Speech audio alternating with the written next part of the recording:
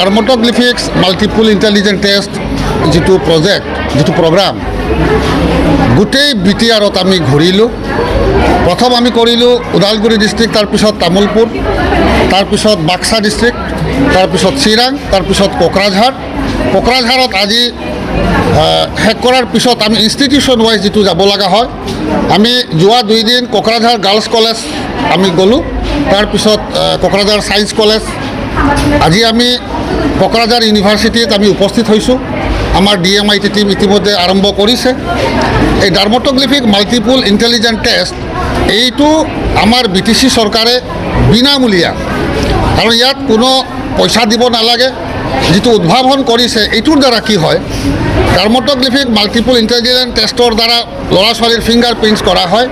Prints কৰাৰ পিছত এই ল'ৰাটোৰ ভৱিষ্যত কোন লাইনেদি যাব, ইঞ্জিনিয়াৰ হ'ব না ডক্টৰ হ'ব না পলিটিচিয়ান হ'ব, এইবোৰ এই টেষ্টত ধৰা পৰে। গতিকে বাই বাৰ্থ যিটো কোৱালিটি আছে ষ্টুডেণ্টছৰ এইখিনি ধৰা পৰে। গতিকে আমি এইটো দেখা পালোঁ আমাৰ ইয়াতে যথেষ্ট ল'ৰা ছোৱালী, আমাৰ গাৰ্জিয়ান তেখেতসকলে সহায় সহযোগিতা আগবঢ়াইছে, আৰু আমাৰ ৰিপৰ্টবোৰ আমি আশা কৰিছোঁ অতি সোনকালে দিম। কাৰণ ইয়াত আমি ইতিমধ্যে আমি খবৰ পাইছিলোঁ কিছুমান ধুৰন্ধৰ প্ৰকৃতিৰ লোক আছিলে কিছুমান ডিষ্ট্ৰিক্টত আমি দেখা পাইছোঁ যে এই আমাৰ DMIT টেষ্টৰ নামত কিছুমান গাৰ্জিয়ানৰ পৰা পইচা লৈছে। গতিকে সম্পূৰ্ণ বিনামূলীয়া এইটো BTC চৰকাৰে আমাক কৰি দিছে। ইয়াত যিহেতু আমাৰ এতিয়া দুখীয়া মানুহ বেছি, গতিকে এইকাৰণে কোনো ধৰণৰ পইচা দিব নালাগে। তো তেতিয়া আমি কি কৰিলোঁ, আমি ডিচিক ৰিপৰ্ট দিলোঁ। ৰিপৰ্ট দিয়াৰ পিছত তেখেতে পুলিচৰ দ্বাৰা এৰেষ্ট কৰি জেলত সোমাই দিলে, তাৰপিছত বোধ বেইলত এৰি দিলে। গতিকে আমি সকলো গাৰ্জিয়ান, সকলো ষ্টুডেণ্টক আমি অনুৰোধ জনাইছোঁ, এই BTC চৰকাৰৰ যিটো পদক্ষেপত যাতে কোনো ধৰণৰ কোনো যদি পইচা বিচাৰে, এটা চৰকাৰী কলেজ নাইবা স্কুল নাইবা পুলিচ ষ্টেচন নাইবা আমালৈ যোগাযোগ ৰাখিব, যাতে কোনো ধৰণৰ পইচা দিব নালাগে DMIT টেষ্টত। এইটো সম্পূৰ্ণ ফ্ৰী।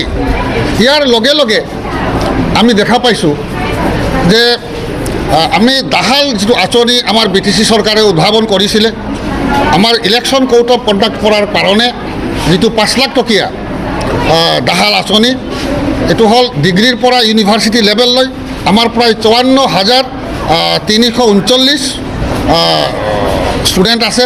ইতিমধ্যে আমি ফাৰ্ষ্ট ফেজত 36,400 ষ্টুডেণ্টৰ আমাৰ চাৰ্টিফিকেট আহি পাইছে, কিন্তু ইলেকশ্যন কোড অফ কণ্ডাক্ট কৰাৰ কাৰণে আমি আনুষ্ঠানিকভাৱে বড়োলেণ্ড ইউনিভাৰ্চিটি বিতৰণ কৰাৰ কথা আছিল। গতিকে এইটো আমি আপাতত আমি স্থগিত ৰাখিলোঁ। কিন্তু এই চাৰ্টিফিকেটবোৰ কেনেকৈ ষ্টুডেণ্টে পায়, 5 লাখ টকীয়া ইঞ্চুৰেঞ্চৰ চাৰ্টিফিকেট, সেই ব্যৱস্থাটো চৰকাৰে আমাক কৰি দিছে।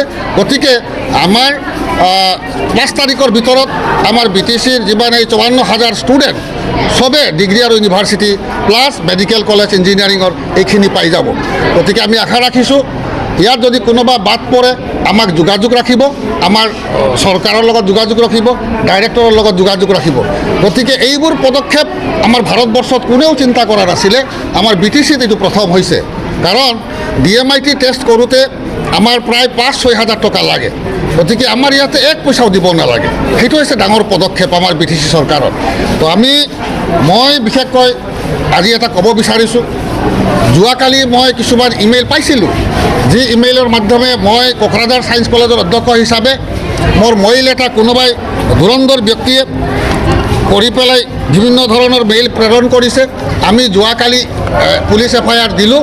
গতিকে যিজন ধুৰন্ধৰ ব্যক্তিয়ে মোৰ নামত কৰিছে, মই আশা কৰোঁ বিশেষ শাস্তি আমি প্ৰদান কৰিম। মই ইতিমধ্যে SPক জনোৱা হৈছে, তাৰপিছত পুলিচ ষ্টেচনক জনোৱা হৈছে। কাৰণ এই যিটো মেইল দিছে ফেক মেইল, এইটো হৈছে আমাৰ কলেজৰ মেইল নহয়। এইটো মোৰ নামত কোকৰাঝাৰ ছায়েন্স কলেজৰ প্ৰিন্সিপালৰ নামত ডক্টৰ RN সিনহা যি এইটো তেওঁ গোটেই BTADত প্ৰচাৰ কৰি আছে, ইভেন অসমৰ কিছুমান জেগাতো প্ৰচাৰ কৰিছে। এই মেইলটো এই মানুহজনে নিজে বনাই পেলাই হেৰি কৰিছে। গতিকে ইয়াৰ কাৰণে পুলিচে ইতিমধ্যে এনকুৱাৰী চলাই আছে। মই আশা কৰিছোঁ ইয়াৰ বিহিত ব্যৱস্থা হ'ব। তো গতিকে হ'ল আজি এইখিনি। তো আমি আশা ৰাখিছোঁ আজি বড়োলেণ্ড ইউনিভাৰ্চিটি, কোকৰাঝাৰ ইউনিভাৰ্চিটি শেষ কৰাৰ পিছত অহাকালি আমি CITত যাম, কোকৰাঝাৰ মেডিকেল কলেজত যাম, তাৰপিছত কোকৰাঝাৰ ইঞ্জিনিয়াৰিং কলেজত যাম, প্ৰত্যেকখন স্কুলত যাম। এইখিনি শেষ কৰোঁতে আমাৰ প্ৰায় আৰু 89 ডেজ লাগিব। গতিকে যিহেতু আমাৰ এই প্ৰজেক্ট ইলেকশ্যনৰ কোড অফ কণ্ডাক্টৰ বাহিৰে, তথাপি আমি পাৰ্মিশ্যন লৈছোঁ, আমি পাৰ্মিশ্যন পাইছোঁ। আৰু এইখিনি কথা আমাৰ এইটো কনষ্টেণ্ট চলি থাকিবই।